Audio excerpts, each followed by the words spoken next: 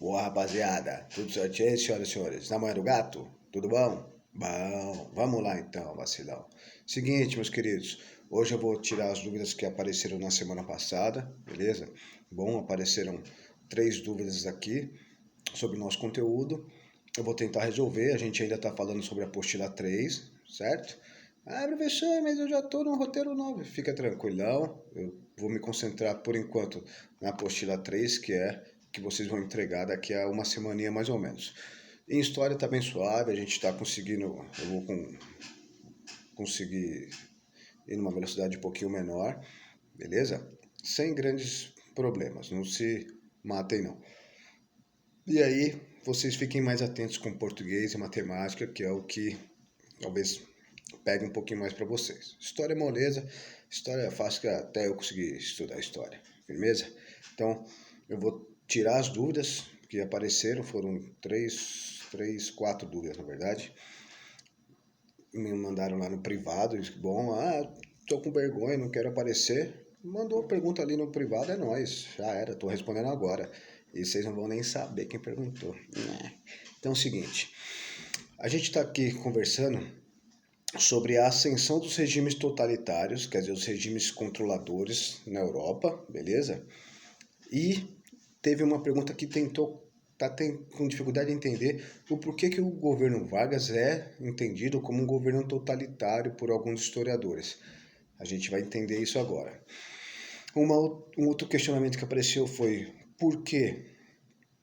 Qual a função dos campos de concentração para os nazistas, né? Beleza? A outra dúvida era quando que o Brasil entra na Segunda Guerra, por que que o Brasil entra, certo? Se quem perguntou já deve ter feito uma pesquisa que percebeu que o Vargas, no primeiro momento, ele até tinha relações, o governo de Vargas, né, tinha relações comerciais e políticas bastante próximas com a Alemanha nazista, e aí entra na guerra combatendo a Alemanha. A gente vai tentar entender isso agora. E a outra era campo de concentração, Vargas. Por que o símbolo do Brasil é a cobra fumando na Segunda Guerra? Mas, bora lá. Seguinte, meus queridos. Antes de mais nada, não esqueça de colocar seu nome, sobrenome e também, vacilão, a sua turma, por favor. Certo, senhorita? Certo? É nóis. E aí a gente vai começar a falar um pouquinho. Hoje é rápido, só vou tirar as dúvidas. E aí na próxima aula dessa semana, a gente vai fazer a correção da apostila 3, aí eu mato. Aí eu continuo na outra semana o conteúdo normal, beleza? Então essa semana a gente finaliza a apostila 3, que vocês vão precisar entregar daqui a pouco, na semana que vem. É nóis? Então beleza. Seguinte, senhoras e senhores, presta atenção, vamos lá para as 4 questões pau no gato. Então é o seguinte, primeira coisinha. Por que o governo Vargas ele é considerado, por alguns historiadores, como um regime com características totalitárias? Vamos lembrar que o totalitarismo é um tipo de governo que vai acontecer com mais frequência no século XX e na Europa, beleza? É um regime que vai ser muito controlador, que vai ter controle total da sua sociedade. Por isso, totalitarismo, de totalidade, vai controlar tudo, beleza? E esses regimes que controlam tudo vão controlar a economia, a política, a arte, a cultura, vão controlar o que as pessoas vão poder pensar. Quem não pensar de acordo com o que os governos querem, vai ser considerado um inimigo do governo, beleza? Foi assim na Alemanha nazista. Então não bastava ser só, digamos, alemão. Você tinha que ser um alemão nazista. Você não podia falar, não, eu não gosto disso, mas também não tenho nada contra. Não, você tinha que ser a favor, beleza?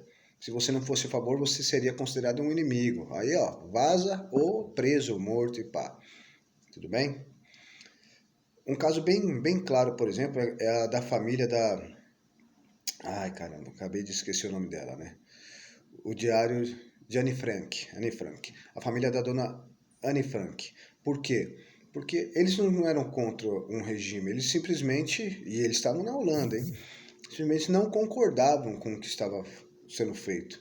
Mas não era uma família que combatia, que queria expulsar os nazistas, não. Só não concordavam. Mas mesmo assim, foram caçados praticamente. Tiveram que se esconder durante muito tempo e depois alguém que aguentou, eles foram presos e mortos. Então, nesses regimes totalitaristas, você não tem oposição. Você tem um controle muito grande do que as pessoas vão pensar, beleza? E uma característica bem interessante é a existência de um líder que deve ser seguido e obedecido sem questionamento, beleza? E aí você tem esses líderes em todos os regimes totalitários. A Alemanha tem o Hitler, na Itália tem o Mussolini, a União Soviética tem Stalin, na Espanha você tem o Franco, em Portugal você tem Salazar, e aqui você tem o Vargas também. A imagem do Vargas, como a gente já trabalhou numa aula da semana passada, ela vai ser muito fortalecida. Ele vai ser um líder, é o papai, é o primeiro trabalhador, certo? Tem até um apelido, né? Ele era o pai dos pobres, mas ao mesmo tempo ele era a mãe dos ricos. Então, o Vargas ele vai ser um cara que vai concentrar muito poder, ele vai ter muito poder, e por isso que essa também, né, é uma das características que faz com que o regime dele de 37 até 45, o regime político, não o regime de emagrecimento.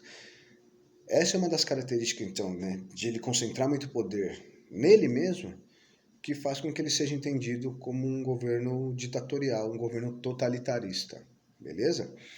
Alguns historiadores não concordam com isso, falam que não, que é um exagero, beleza, mas ele tem algumas características de regime totalitário. Um controle muito grande, uma concentração de poder enorme e, claro, né, você não tem liberdade de expressão.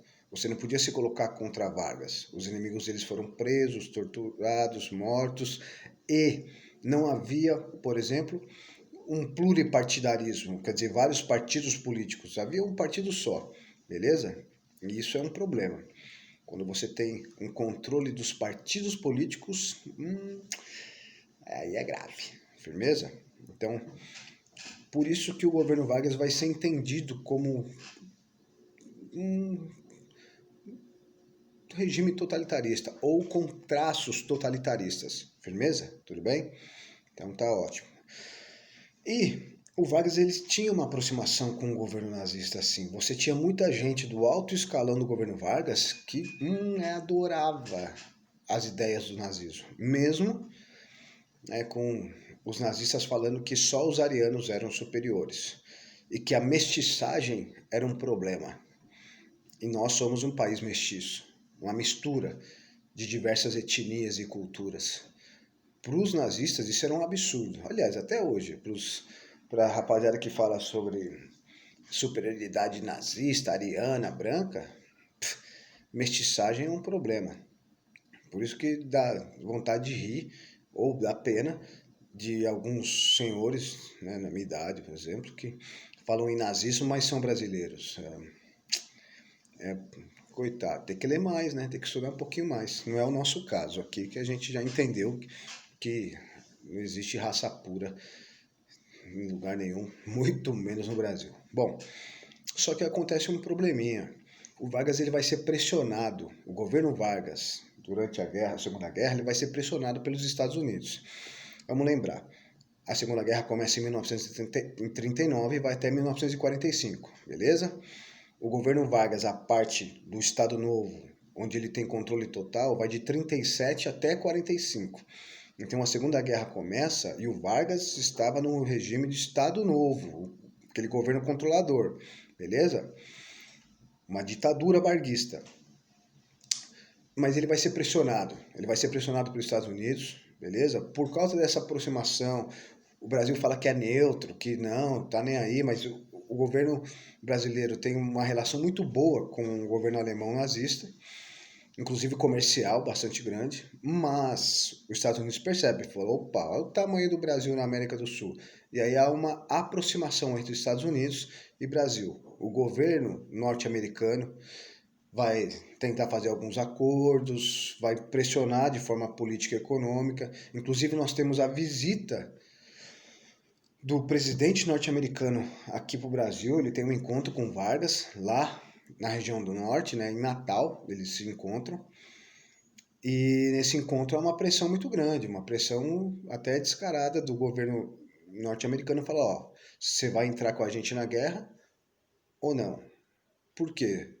Porque se não entrasse do lado dos norte-americanos, os Estados Unidos, já naquela reunião, né, ficou mais ou menos entendido que se não, o Brasil não entrasse do lado dos Estados Unidos, ele seria entendido como inimigo. E aí, os Estados Unidos poderia, de repente, usar força contra o inimigo. Havia uma ameaça mesmo. Mas, ao mesmo tempo, os Estados Unidos não bate só. Ele vai oferecer algumas coisas. Por quê? Havia uma promessa do governo alemão de emprestar uma grana para o Brasil fazer a sua indústria siderúrgica nacional, certo? Indústria siderúrgica é uma indústria de base que transforma minérios, vamos dizer assim, em metais utilizáveis por outras indústrias, certo? Ele faz, então, um primeiro preparo daqueles minérios que são retirados do solo e vai transformar esse minério em algo que possa ser utilizado por outras indústrias. E o Brasil não tinha nenhuma indústria siderúrgica ainda. Essa era a vontade de Vargas. E havia já um acordo entre Vargas e o governo alemão para que um dinheiro fosse emprestado para que o Brasil fizesse essa indústria siderúrgica. Os Estados Unidos então faz a pressão, mas ao mesmo tempo oferece, fala, beleza, os caras iam te emprestar dinheiro, eu vou te emprestar também. E aí você pode fazer a sua indústria siderúrgica nacional, beleza? E aí, por causa da pressão norte-americana e também por causa desse empréstimo para que o Brasil fizesse uma indústria siderúrgica, o Brasil acaba entrando, digamos assim, apoiando o lado dos aliados dos Estados Unidos. Mas ele precisava de um argumento, ele precisava de uma desculpa para entrar na guerra do lado dos norte-americanos e não do lado dos alemães. E aí temos uma desculpa. Um navio que estava levando mercadorias para a Europa, um navio brasileiro, um navio mercantil, ele é afundado, ele vai ser torpedeado, difícil falar isso, hein? Por um submarino alemão. Esse submarino alemão ele vai lançar uns torpedos e vai afundar esse navio brasileiro que estava levando mercadorias. E aí o Brasil então tem um argumento, tem uma desculpa agora para declarar guerra à Alemanha e entrar do lado dos aliados, beleza? Tudo bem? Ah, mas por que a Alemanha afundou? Na verdade, diversos navios foram alvejados. O Brasil ele estava vendendo para todo mundo, do lado dos Estados Unidos, do lado da Alemanha.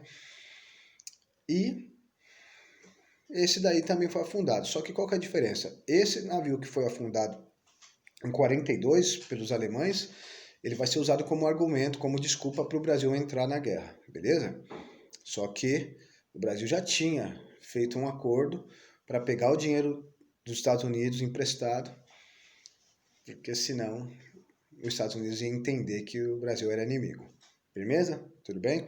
Então é uma pressão externa para que o Brasil entrasse na guerra. Beleza? E aí que vem também o símbolo, que é a nossa dúvida, outra dúvida. Por que o símbolo do Brasil na guerra é uma cobra fumando? Vocês já viram, por exemplo, ali perto da Santa Terezinha, não tem uma loja da Honda de moto? Na frente da loja da Honda tem uma praça. Na praça tem um monumento ali. Em frente à Honda, ali perto da Santa Terezinha. Aquele monumento tem uma cobra fumando. É um monumento em homenagem à Força Expedicionária Brasileira, que mandou para lá 25 mil soldados, mais ou menos. Para lá onde? Para a Segunda Guerra, rapá, lá na Europa. E o símbolo que está lá é uma cobra fumando. Por quê? Porque como o Brasil estava neutrão, o pau comendo solto na Europa e aqui ninguém falava em entrar na guerra, havia uma lenda, falar, o Brasil só vai entrar na guerra o dia que a cobra fumar, tiozão. A gente não vai entrar não.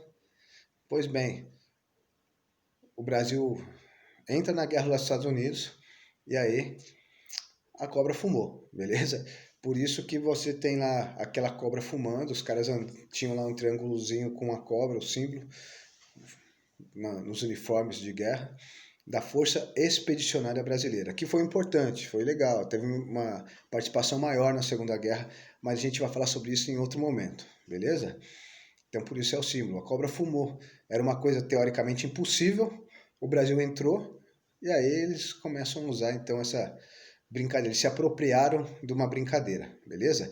Inclusive tem um documentário bastante legal sobre a aviação, sobre a aeronáutica brasileira, a participação dela, que se chama Senta a Pua, Pua, Senta a Pua, Pua, no YouTube. São vários episódios, bem legal para quem gosta de aviação, de guerra, fala sobre a participação brasileira na Segunda Guerra, ali na região da Itália, beleza? E depois, vamos para a nossa última dúvida. Qual era a função dos campos de concentração para os alemães? Bom, vamos só lembrar. Campo de concentração era para onde eram levados os prisioneiros do regime nazista, certo? Quem eram os inimigos do regime nazista? Judeus, pessoas que nem fossem a favor do regime, então isso era um problema, você não era a favor, você criticou gente que não precisava ser judeu, não precisava ser nada, só que ser crítico ao governo era um inimigo. Judeus, mulatos, negros, homossexuais, ciganos, você tem todo tipo de pessoa que não era a favor do regime nazista sendo levado, mas principalmente judeus, beleza? Lá eles eram obrigados a fazer trabalhos forçados, eles perdiam completamente sua identidade, eles recebiam uma tatuagem no braço com um número, então era uma característica bastante dos sobreviventes, né, que passaram pelos campos de concentração e conseguiram sobreviver a esses campos, tinham essa tatuagem no braço. E teve até um programa europeu de tentar tirar, né, essas tatuagens dos braços dos judeus presos que ficaram nos campos de concentração. O campo de concentração servia então como um campo de trabalho forçado, eles eram obrigados a trabalhar, produzir para o regime alemão, beleza? Então tudo que era produzido na agricultura ou indústria também, tinha indústria, os trabalhadores eram obrigados a trabalhar nas indústrias e tudo que era produzido era usado pela nação alemã. Então, você tem um trabalho praticamente escravo, beleza? E isso é muito complicado, porque as pessoas não recebiam tratamento adequado, morriam de fome, trabalhando de forma extenuante, mas a questão era justamente humilhar, fazer com que os judeus ou as pessoas que não gostassem do regime nazista passassem por essa sensação de humilhação e perceber como os alemães eram superiores, beleza? Vai chegar uma hora que os campos de concentração deixam de ser campos de trabalho forçado e passam a virar um campo de extermínio, que é o que a gente conversou na penúltima aula sobre a questão da solução final. Em determinado momento, vem a ordem de cima da cúpula do governo nazista, provavelmente de Hitler, falando que é para matar. E aí as câmaras de gás vão ser usadas a todo vapor. Eles eram levados para essas câmaras, que eram ambientes fechados que pareciam vestiários, com a ilusão de que eles iam passar por um processo de banho. Eles iam tomar um banho, iam passar por um processo de higienização. E lá, tudo era fechadinho, muito bem fechado.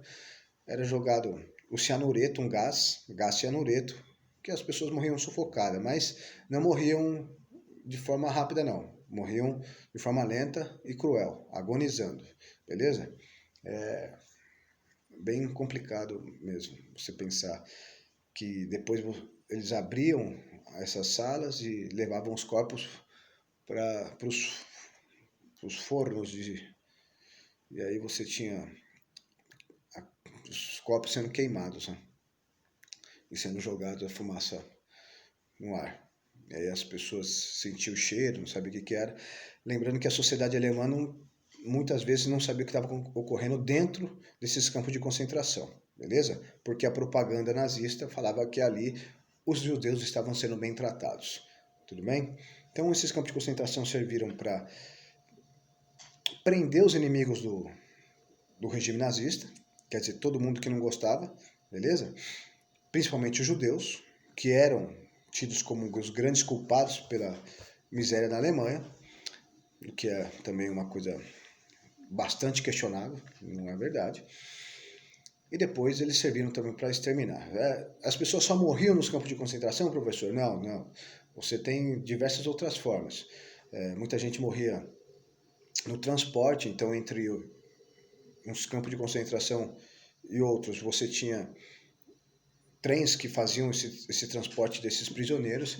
Muitas vezes os trens paravam entre um campo de concentração e outro e deixavam os vagões lá cheios de pessoas trancadas até que as pessoas morressem ou sobrevivessem poucas, beleza? Uma coisa bem cruel. Naquele quadrinhos que eu deixei como indicação de leitura a mouse, você vê isso bem claro, beleza? Tudo bem? Bom, eu acho que com relação às dúvidas eu consegui trabalhar as 4. Se a dúvida persistir, manda lá, por favor, de novo. Mas na próxima aula a gente já vem para corrigir a apostila 3. Firmeza? Tudo bem? Então é desse jeito. Espero ter ajudado vocês. Senhoras e senhores, muito obrigado pela atenção e paciência. Me desculpa se eu não proporcionado. Vai leve na manguarda da Marília. Não sai de casa que ainda não acabou não, hein? O bagulho tá reabrindo, mas vai devagar. Quem puder, só sai se precisar mesmo. E se precisar sair para comprar um chevetinho lá no Fantástico, mete uma máscara nessa carinha bonita aí, beleza? Abração, rapaziada. Fui, se cuida, vacilão.